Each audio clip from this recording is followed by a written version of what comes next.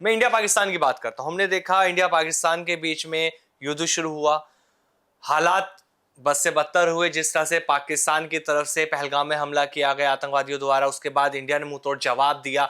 तो मैं यहाँ पे बात करना चाहता हूँ आपसे भारतीय प्रधानमंत्री नरेंद्र मोदी के लिए, क्या उनकी कुंडली में कोई ऐसे योग बन रहे थे जब ये युद्ध की स्थिति हुई कि वो पीओके पे कब्जा कर सकते थे? जी, मैं समझ गया आपको। आपके सवाल का सही जवाब तो शायद यही होगा कि मोदी जी की वृश्चिक लगन चार्ट है और उनकी वृश्चिक लगन कुंडली ही है। हाँ, यानी कि उनकी कुंडली को मैं सिर्फ इससे कैलकुलेट नहीं करूंगा कि उनका बृहस्पति कहां पर है, उनका शनि कहां पर है, उनका चंद्रमा कहां पर गया है।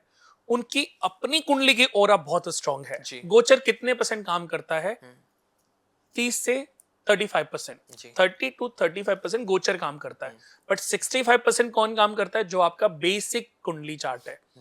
तो उनकी कुंडली की ऑरा ऐसी है, अगर इस युद्ध में उन्होंने थोड़े से भी स्टेप अपग्रेड होकर के ले लिए होते, थोड़े से भी अपग्रेड होकर के ले लिए होते, तो जितना भी पीओके, जितना भी भारत का जो हिस्सा पाकिस्तान में मिला है, कश्मीर का हिस्सा, वो वापस से रिकवर हो सकता था। बट यहां पर बातें करना बहुत आसान है। इसका ये तो 100% हो जाता अकॉर्डिंग टू उनका चार्ट इतना स्ट्रांग था।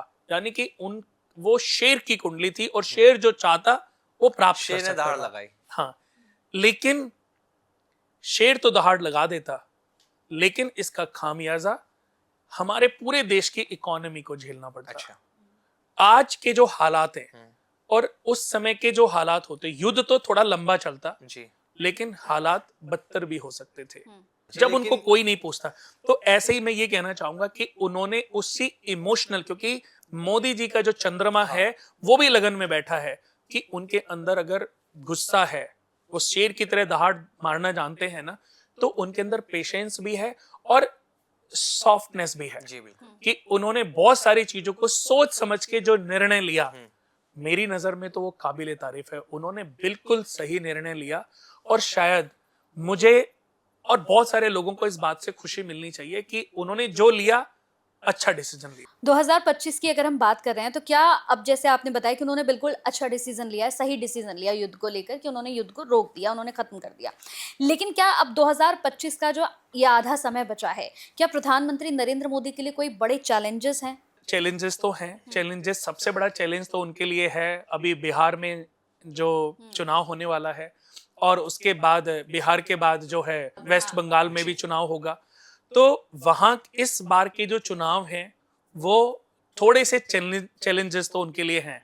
और मैं ये भी आपको बता दूं कि जो पश्चिम बंगाल का जो चुनाव है उसको जीतना इजी नहीं है, क्योंकि वहां अपना एक अलग षड्यंत्र रचा हुआ है लोगों ने।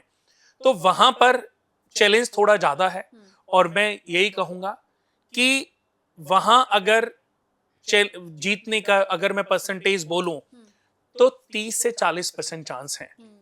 मैं बिहार की बात करूं तो यहाँ 70 to 90% चांस है। यहाँ चांसेस हैं क्योंकि नीतीश कुमार जी की भी कुंडली, उनकी जो राशि है वृश्चिक राशि है, और हमारे देश के जो पीएम है उनकी राशि भी वृश्चिक राशि है। तो अभी अगले जो 2-2.5 साल हैं, अगले जो 2-2.5 साल हैं सुखों के बड़े हुए हैं, पावर के बड़े हुए हैं। क्योंकि गोचर के हिसाब से अगर मैं बात करूं तो दोनों का साल, दोनों के जो अगले 2-3 साल हैं वो अच्छे हैं। तो फिर से मैं पूरे 5 साल के लिए तो नहीं बोलूंगा, लेकिन एक पार्ट तो उनको फिर से सीएम बनने का मौका मिल सकता है, या ऐसा भी हो सकता है कि उनको पीएम की तरफ से, हमारे देश के जो पीएम है उनकी तरफ से कैबिनेट में कोई ना कोई बड़ी पोजीशन, बड़ा मंत्रालय उनको मिल सके। वहीं अगर जैसे आपने नीतीश कुमार की बात करी, वहीं अगर मैं बात करता हूँ बिहार इलेक्शन में, तो एक नाम और चर्चा में आया, वो था तेजस्वी यादव और साथ ही चिराग पासवान के। ये दो ऐसे युवा चेहरे कि सबको लगता है कि इनमें से किसी एक का सीएम बनना जरूरी है। जिस तरह से बिहार की अर्थव्यवस्था की मैं बात करूं, या जिस तरह से वहां पे काम हुआ पॉलिटिक्स पार्टियों का, वो ढंग से नहीं हो पाया, तो लोगों को लगता है कि इनमें से कोई चेहरा होना चाहिए। ज्योतिष की गणना क्या कहती है, चिराग पासवान या तेजस्वी यादव? देखो, जैसे आपने बोला, चिराग पासवान जी की कुंडली भी मैंने देखी है, जी। स्टडी की है। उनकी कुंडली में भविष्य में मुख्यमंत्री बनने के चांसेस बहुत अच्छा। ज्यादा है। मैं कंपेयर करूं जी। तेजस्वी यादव जी से, तो मैं ये देखता हूं कि चिराग पासवान की जो कुंडली है वो बहुत ही पावरफुल है, और भविष्य में ये दोनों ही अपने आने वाले समय में मुख्यमंत्री बनेंगे। अच्छा। इसको मैं डिनाई नहीं कर सकता, क्योंकि ये योग तो वो लेके बैठे हैं।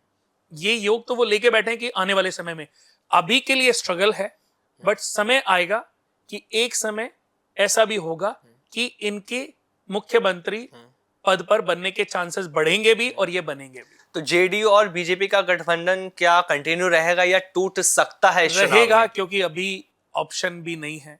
अभी अगर देखा जाए तो नीतीश कुमार जी की एज भी काफी हो चली है। जी। अब वो देखो, पहले जो भी मर्जी उनके बारे में लोग हाँ। बोलते हो, या जो भी चीजें उन्होंने करी हो, अच्छी बुरी पे मैं नहीं जा रहा हूं, हाँ। बट मैं यही कहना चाहूंगा कि वो समय था। आपकी इधर से प्रेडिक्शन की उधर मोहर किस पे लगती है? मैं आपको 3 ऑप्शन एक बार फिर से देता हूं। तेजस्वी यादव, चिराग पासवान या नीतीश कुमार, आपकी मोहर किस पे लगती है कि हाँ, ये भविष्यवाणी आपकी हो सकती है? देखो, अगर मैं 2 लोगों पर जाऊं तो मेरी भविष्यवाणी में ये है कि नीतीश कुमार और चिराग पासवान चेहरा। में ये दोनों दावेदार हैं। जी। लेकिन अभी की स्थिति देखते हुए, हाँ। अभी की ज्योतिषीय गणना देखते हुए, जी। नीतीश कुमार जी के चांसेस 99%। मैं 100% इसलिए नहीं बोल रहा हूं क्योंकि मैं भगवान नहीं हूं। जी, बिल्कुल सर। ज्योतिष भी श्रापित है, जी। ज्योतिष भी कोशिश है जी। कि हो सकता है। हाँ। बट अब ये तो आपने, वैसे तो देखा जाए मेरे लिए बहुत इजी जवाब है हाँ। कि नीतीश जी बनेंगे, या जी। वो बात आ गई कि इस औरत ने बच्चा कंसीव किया, बेटा हाँ। होगा कि बेटी होगी, एक तो होना ही है ना। सही बात है। तो या तो मैं सही होऊंगा या झूठ होऊंगा, 50% में सही, बट ये गणना नहीं है। हाँ। ज्योतिषीय कैलकुलेशन तो 100% है कि ये इसमें कंसीविंग का तुक्का नहीं लगाया समय, जा सकता। हाँ। बट मैं कहता हूं फिर भी अभी थोड़ी जल्दबाजी होगी।